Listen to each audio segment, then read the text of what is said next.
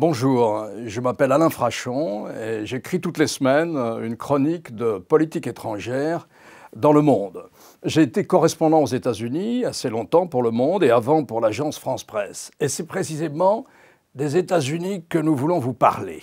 Pourquoi? Parce que pour comprendre la situation présente, pour comprendre ce qui se passe, pour comprendre la guerre en Ukraine, pour comprendre pourquoi les États-Unis ont décidé de ne pas y participer directement, mais pour comprendre aussi pourquoi la Chine pourrait être le pays qui servira de négociateur, eh bien nous avons décidé de revenir un peu dans le passé le plus proche, celui qui explique précisément ce à quoi ressemble aujourd'hui la scène internationale. Nous allons revenir sur ce qu'on appelle le premier 21e siècle, c'est-à-dire ces 22 années d'actualité politique américaine. Et c'est en se replongeant dans cette actualité que nous espérons donner des éclaircissements sur ce qui se passe aujourd'hui et sur ce qu'est le profil de la scène internationale d'aujourd'hui. Alors, 6 conférences entre avril et le mois de mai. La première, eh bien, elle portera sur les hommes qui ont fermé le XXe siècle. Vous savez, on dit que le XXe siècle a été un siècle américain. Et nous intéresserons à la manière dont George Bush le père, puis Bill Clinton, qui lui a succédé, ont façonné l'Amérique qui va entrer dans le XXIe siècle. Et puis ce sera l'entrée effective dans le XXIe siècle, une deuxième conférence, avec les attentats du 11 septembre 2001 et la réponse américaine. Et la manière dont cette réponse américaine, c'est-à-dire 10 à 15 années de guerre et de chaos au Moyen-Orient, a façonné l'Amérique d'aujourd'hui. Et pourquoi cela explique que l'Amérique n'intervienne pas directement dans la guerre en Ukraine aujourd'hui. Et puis un troisième moment, tous ces mauvais souvenirs du début du XXIe siècle, les attentats, les guerres lointaines à l'étranger, la crise financière de 2008, l'Amérique a voulu oublier tout ça.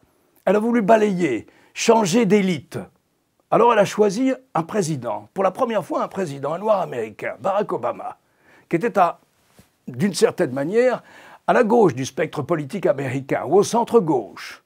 Et puis elle a choisi complètement l'opposé après Barack Obama. Mais là encore, c'était pour changer d'élite, c'était pour essayer autre chose. Elle a choisi Donald Trump, l'incarnation de tout ce qui était absolument opposé et incompatible avec la politique que proposait Barack Obama.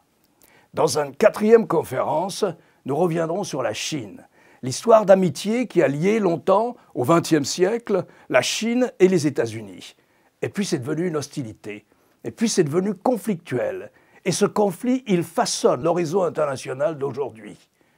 5e conférence, nous nous interrogerons sur qu'est-ce qui se passe à l'intérieur des États-Unis. La démocratie américaine est malade. Des émeutiers ont tenté de prendre le Parlement, le Congrès. Nous reviendrons sur ces pathologies de la démocratie américaine. Et enfin, 6e conférence, nous nous interrogerons sur le rôle des États-Unis aujourd'hui, sur la place qu'ils tiennent parmi les autres grands de la planète, qu'il s'agisse de la Chine, de l'Union européenne, de l'Inde ou du Brésil. Alors j'espère que ce programme vous intéressera, vous plaira et que vous serez nombreux à venir au Monde, ici à Paris, au siège du Monde, pour dialoguer avec moi, poser vos questions, m'entendre sur ce que je crois avoir été les États-Unis au XXIe siècle.